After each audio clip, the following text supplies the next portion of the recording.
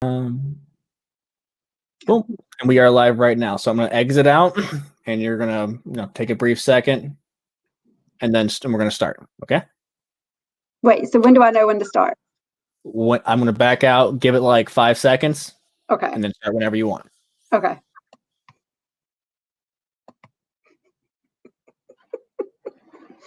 Let me get the giggles out. Okay.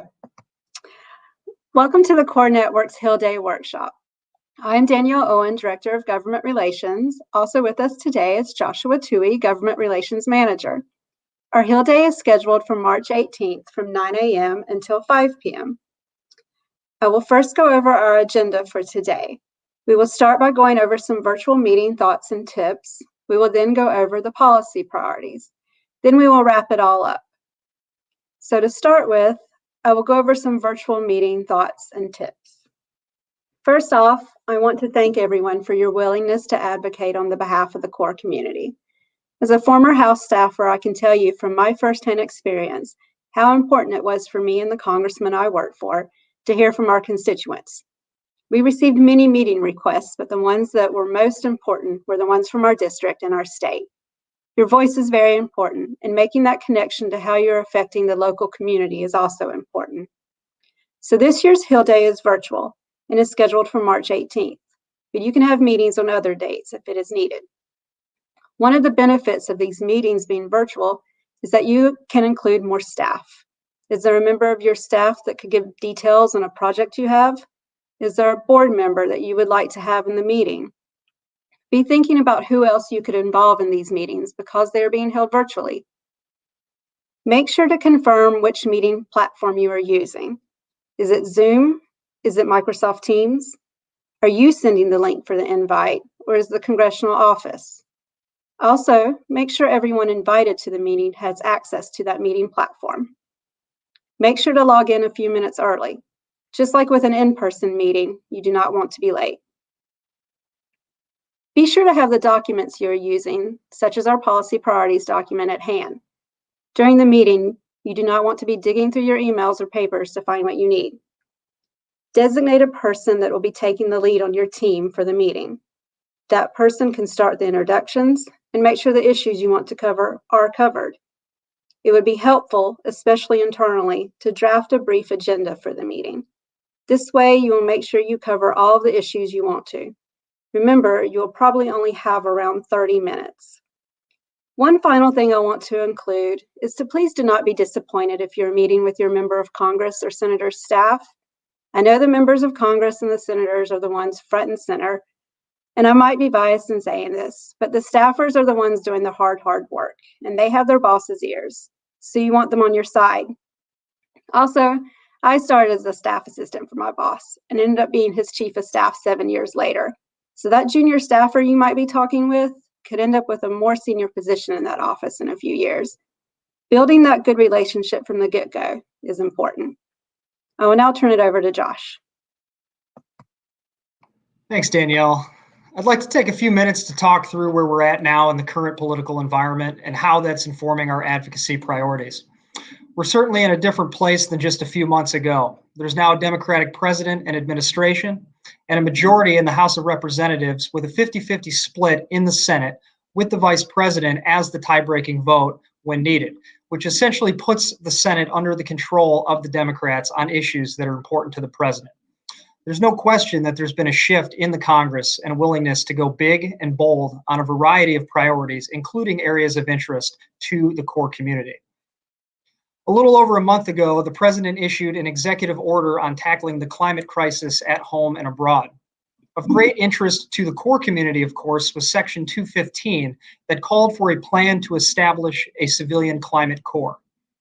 This order is a tremendous opportunity to shine the spotlight on the great work that so many of you have been doing for decades.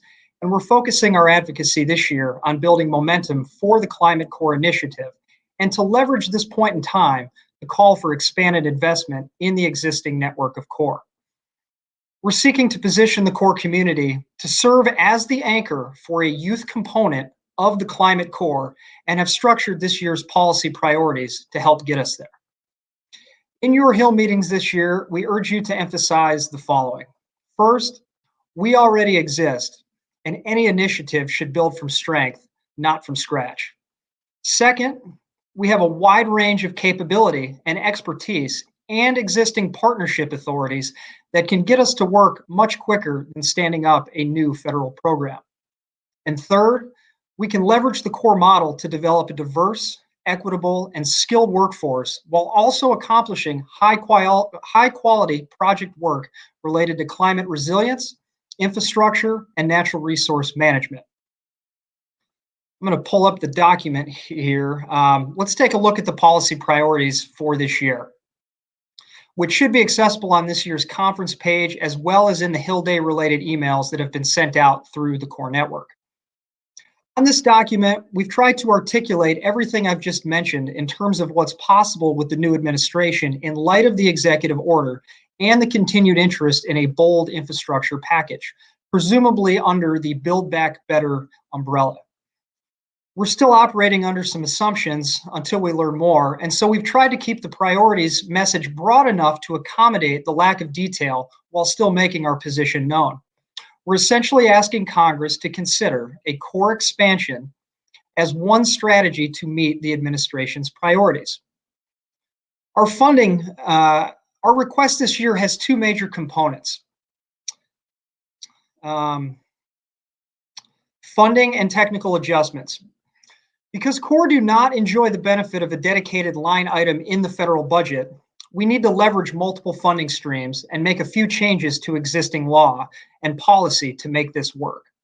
The executive order currently calls for a strategy to develop a climate corps through existing appropriations, but offers very little detail beyond that.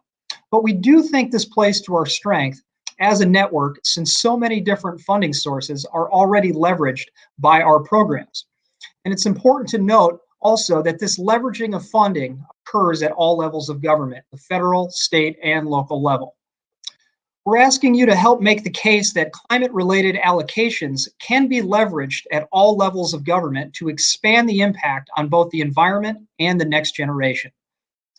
We know there are different models among the network, and we're aiming to draw funding from project-based accounts, AmeriCorps, and workforce development funding in order to provide the widest range of benefits and access points. And we want you to emphasize that all three of these funding buckets are absolutely critical to making this work. Again, we are operating with limited information, and it's tough to structure a comprehensive request without more detail in terms of size, scope, and agency involvement. Because of this, we are focused on educating Congress on how this could work, how we already operate, and to get them to view the existing network of Corps as an easier pathway than establishing a new federal program. We ask that you speak to your Corps' interest and capability to work with more federal agencies beyond just the Departments of Interior and Agriculture, recognizing some of the agency funding could come down through state block grants or formula funds. Our goal is to position the Corps community to play a role in a climate corps and or an infrastructure package. This will help us on the back end with our fiscal year 22 appropriations advocacy. On the funding side of things, with all of the funding requested, again, these are three buckets: projects, AmeriCorps, and workforce development and youth development funding. We're also seeking a set-aside, also categorized as Corps preference language, to make sure that Corps are in fact prioritized. It sounds simple, but as many know, if you're not called out, you're going to have a harder time accessing these resources. We also really need to ensure that any funding is equitably delivered by way of precise language that states that Corps currently engaging underserved or underrepresented populations are in fact prioritized to receive funding under any initiative. This language needs to be included in any related bill, or the resources won't get to where they need to go.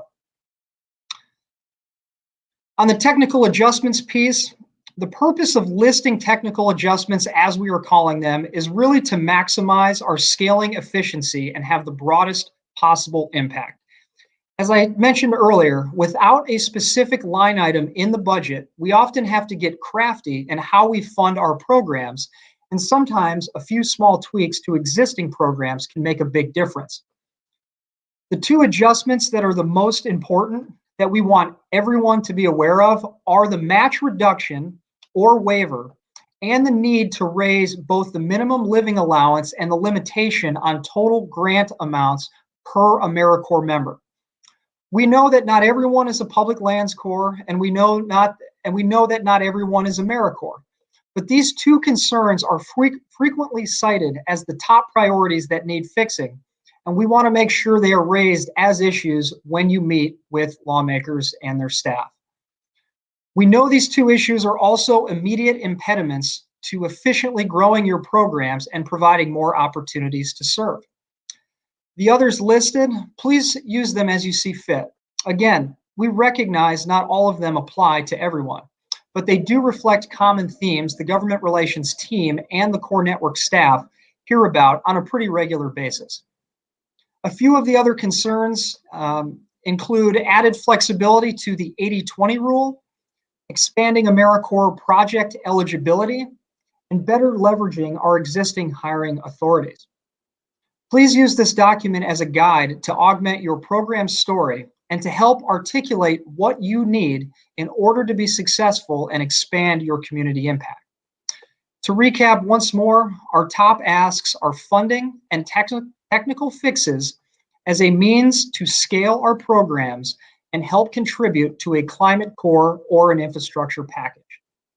As always, please do not hesitate to reach out with questions. We're here to serve you and we're happy to talk more as needed. And I will turn it back over to Danielle to help close us out. Thank you, Josh. I just want to emphasize what Josh just said. We're in a great position right now. There is so much interest from this new administration and from Congress, but we need to keep that interest going and build it. These meetings you're going to have will tremendously help with keeping us at the forefront of any discussion around a CCC. We need to hammer home that we already exist. We are in these members of Congress and senators' communities.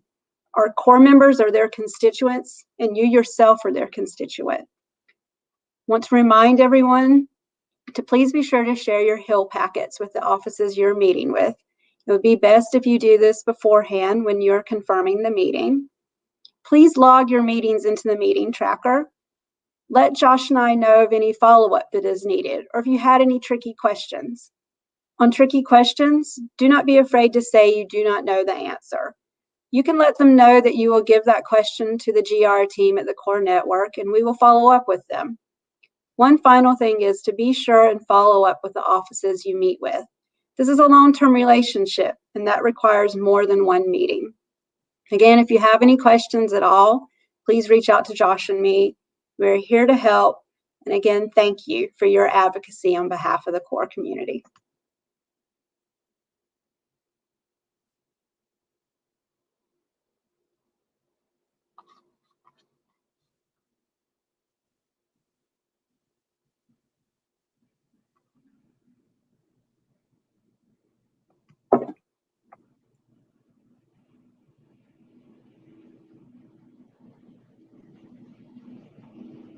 Oh, my interim. Okay. I thought we were stopping. And joining us now is the Core Network's president and CEO, Mary Ellen Sprinkle. I don't know, what am I supposed to say? I have no idea. What's Mary Ellen going to do? Mary Ellen's gonna. So you're gonna I don't know what she's saying. Now introducing our president and CEO, Mary Ellen Sprinkle, and she's going to talk about some other I don't know, points on government relations. Bobby, I don't know. Oh yeah, my bad. Bring me in. Hey Danielle, you can just you can keep it. I'm just going to introduce her. Yeah, just be like, and now I'd like to welcome our president and CEO, Mary Ellen Sprinkle. Okay. Okay. Are we still recording?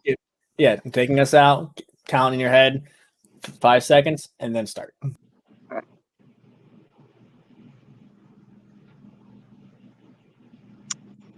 I would like to now introduce Mary Ellen Sprinkle, our president and CEO.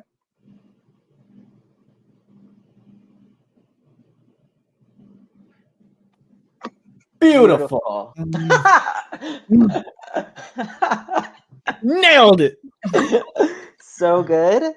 I probably messed up a little bit doing the whole going back and forth between the document and the slides, but I think it was okay. Yeah, I want I don't think it matters. outtakes deleted. I want them.